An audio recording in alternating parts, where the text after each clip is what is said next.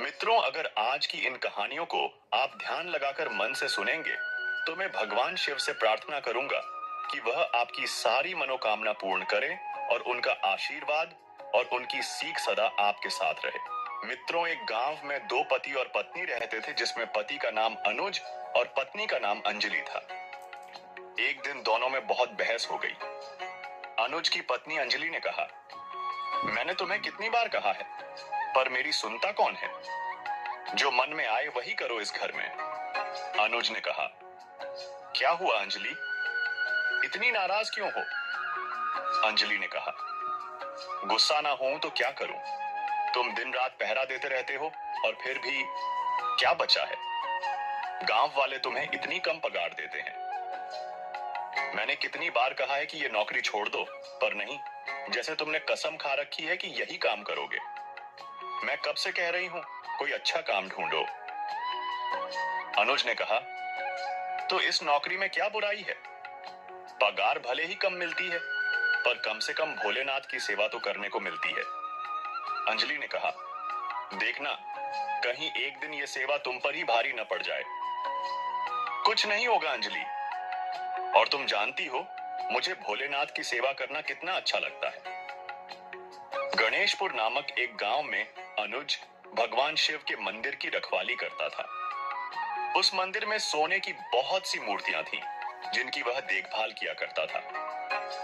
गणेशपुर गांव का वह मंदिर भगवान शिव की सोने की मूर्तियों के कारण हर जगह प्रसिद्ध था।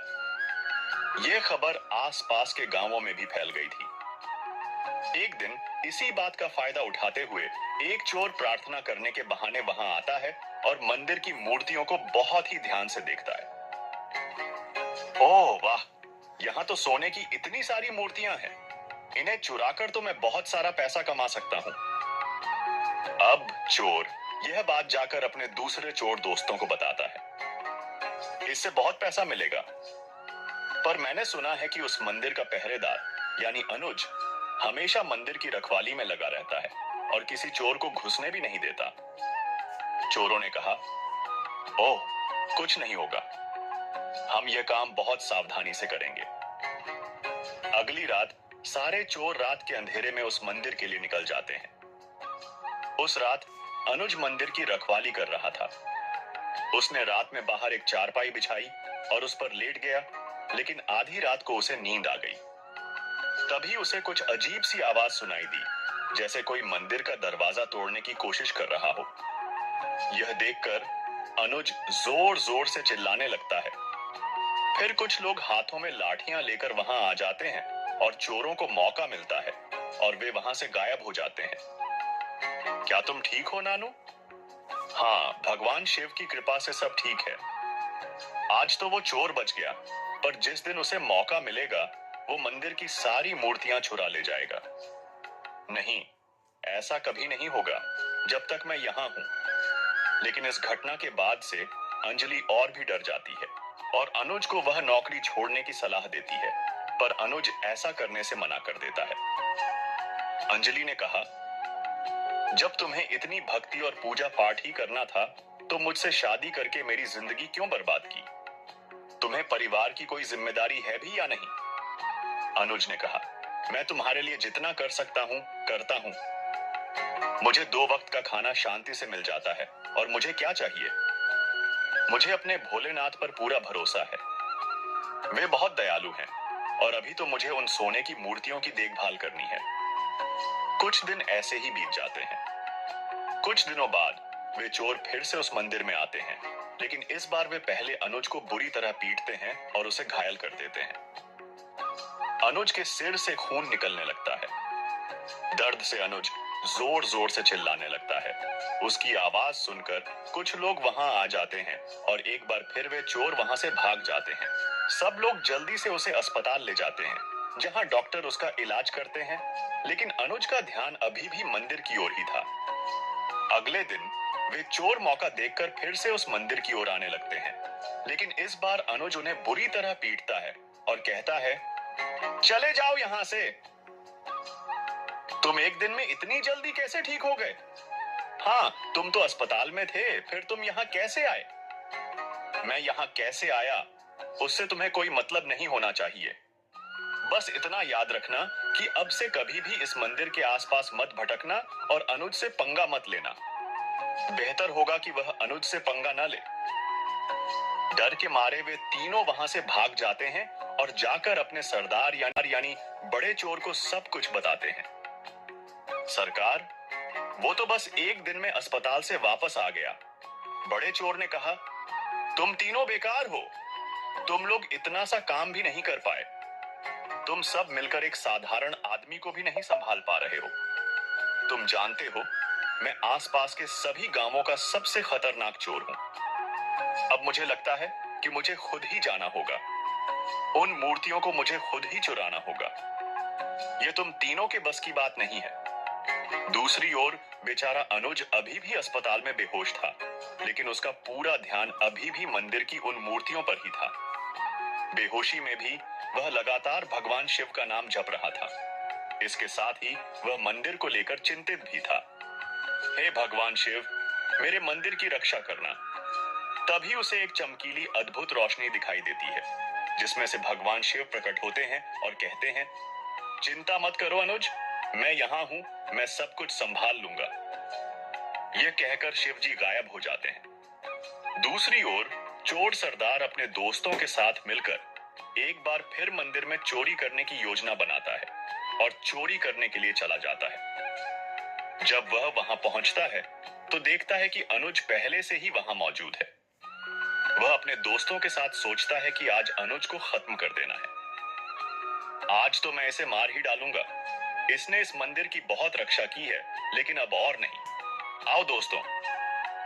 लेकिन उन्हें यह नहीं पता था कि वह अनुज नहीं, बल्कि स्वयं महादेव उनके रूप में बैठे हैं। सरदार एक चाकू निकालता है और उसे मारने के लिए आगे बढ़ता है। तभी महादेव अनुज के रूप में सरदार को दोनों हाथों से उठाते हैं और उसे हवा में एक पहिए की तरह घुमाते हैं और उसे जोर से जमीन पर पटक देते हैं, जिससे सरदार बहुत गुस्से में आ जाता है। चोर सरदार ने कहा, तू नालायक, तूने मेरे ऊपर हाथ उठाया। अब चाहे मुझे सोने की मूर्तियां मिलें या नहीं, पर आज तो मैं तेरी जान लेकर ही रहूंगा। उनकी आवाज सुनकर आसपास के लोग वहां आ जाते हैं।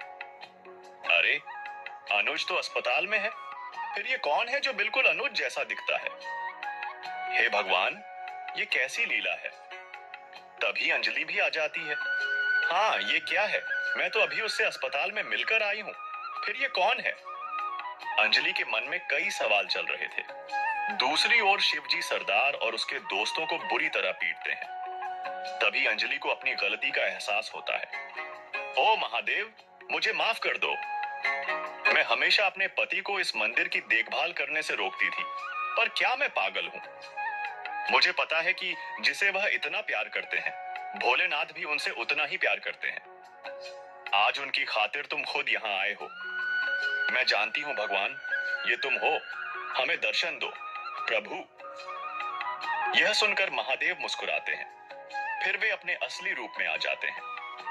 इसके साथ ही अनुज भी सुरक्षित रूप से होश में आ जाता है। अनुज कम वेतन मिलने के बावजूद भगवान शिव के मंदिर की रखवाली करता है। यह उसकी निस्वार्थ भक्ति और समर्पण को दर्शाता है। हमें भी अपने कार्यों में श्रद्धा और समर्पण का भाव रखना चाहिए।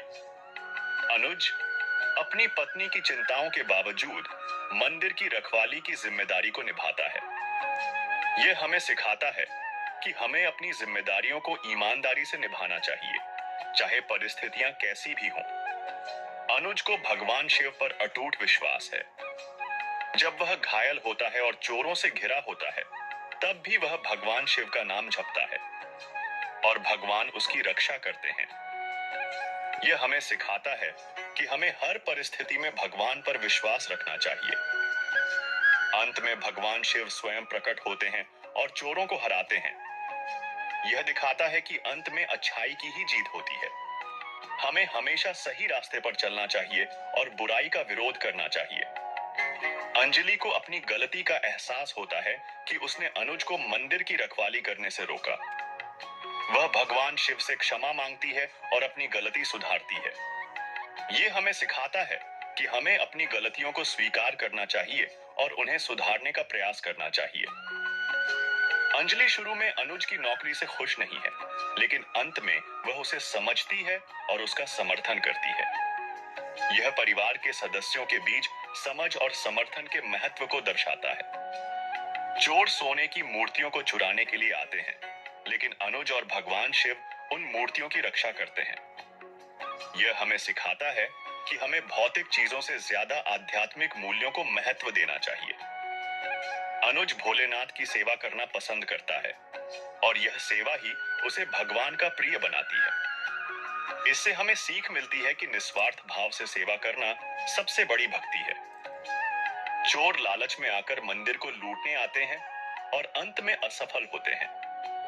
यह कहानी हमें भक्ति, कर्तव्य, विश्वास, अच्छाई की जीत, गलती का एहसास, पारिवारिक समर्थन, आध्यात्मिक मूल्यों और सेवा के महत्व के बारे में सिखाती है।